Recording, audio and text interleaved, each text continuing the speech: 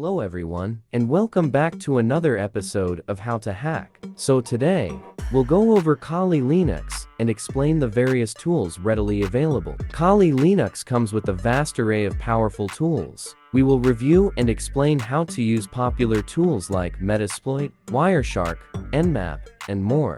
You will learn when and how to use these tools effectively. Don't forget to like, subscribe, and hit the notification bell to stay updated with our latest content. Watch up to the end to know about all tools.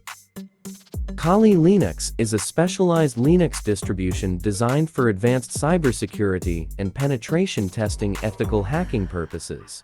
Now let's dive into our today's video. On the top left you have your favorites, recently used, and so on. But the more important one here is 1, 2, 3, 4, all the way to number 13.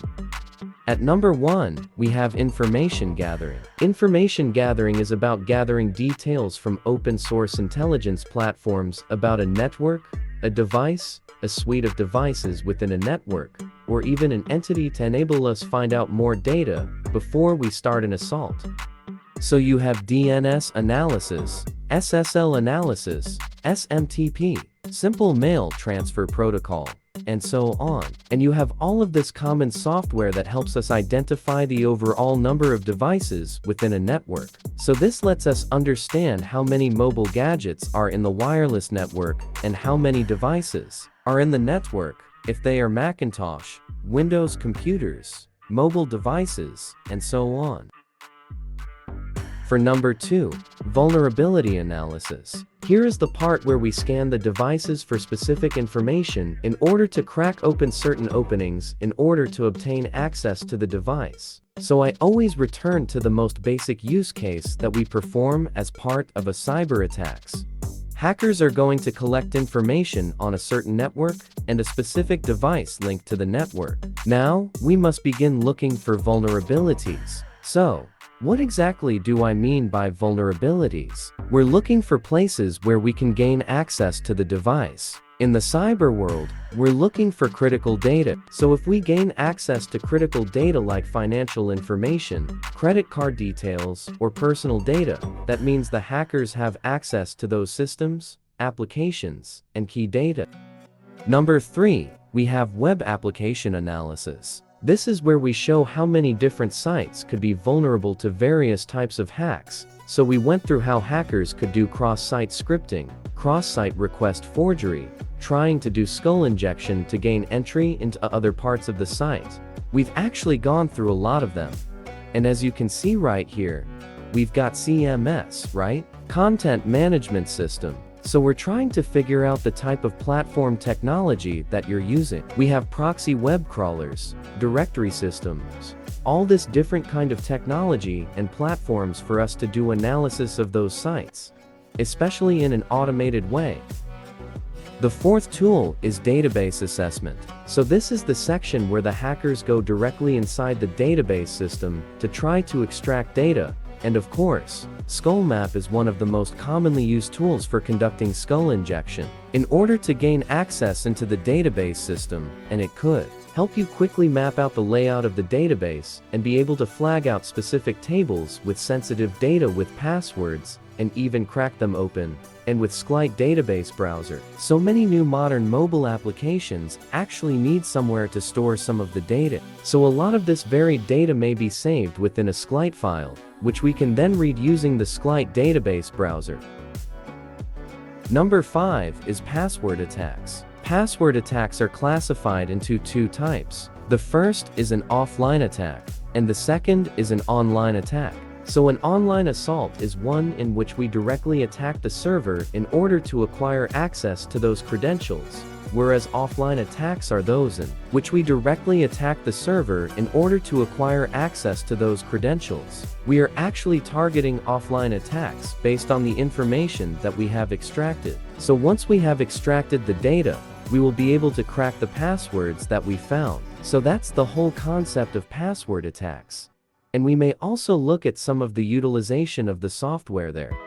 Number 6, we have wireless attacks. If you can get a couple of wireless adapters, we can put them in a promiscuous mode and begin sniffing for data in a network and looking at the way data is being transacted in the area, which is part of wireless attacks. And aircrack-ing is actually very useful to assist us crack certain wireless connections. For number 7, we have reverse engineering. This is the part whereby we are able to look into the software and take a look at the language of how they truly call certain functions in order to map out how their application code could be operating logically, and then look for places where we could possibly inject into the software and gain access to the system. Number 8, we have exploitation tools such as the Metasploit framework, which teaches us how to target a specific system and run payloads with a shell to gain access to the system, as well as looking at the many modules included in the Metasploit framework to perform our assault. The social engineering toolset allows us to target consumers on the psychological end of the attack, which is how fraudsters and scammers try to deceive people into handing up their usernames, passwords, personal data, and so on. At number 9, we have sniffing and spoofing tools. This is where you could potentially set up a fake wireless access point so that when people enter your fake wireless access point, you could see all of the data flowing in and out of the system, or if you manage to join a network, you could actually run it to look at specific data that has been carried out in the surroundings, and be able to view into those payloads. Number 10, we have post-exploitation. This is the part where you gain access to the system that you may want to crack the password or gain elevated privileges. So those are the various kinds of modules available as part of post-exploitation. So there's Mimikatz, Powersploit, and we'll try to go through the other software or even write those software ourselves. Number 11, we have forensics. Forensic tools in Kali Linux are a crucial component for digital forensics, which involves the collection, preservation, analysis, and presentation of electronic evidence to investigate and prevent cybercrimes. At number 12, we have reporting tools. If you are a penetration tester, regardless of whether you are doing internal or external penetration testing, you must be able to develop reports to present back to stakeholders and advise them of where you discovered vulnerabilities.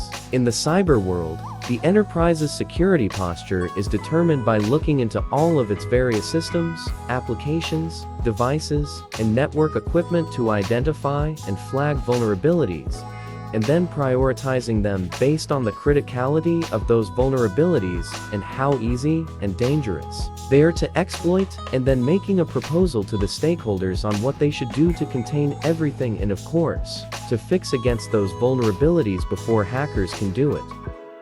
Finally, at number 13, we have social engineering tools.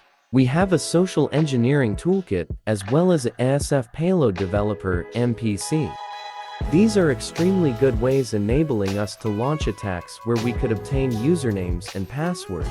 So instead of doing all the technical stuff, why not combine it with how hackers could create a fake login page to obtain usernames or passwords using phishing attacks? So these are the many components or categories within Kali Linux that we can use to execute ethical hacking and penetration testing.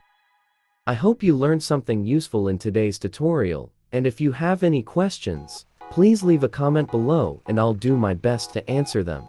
Also, remember to like, share, and subscribe to the channel so that you can stay up to date on the latest cybersecurity tutorials.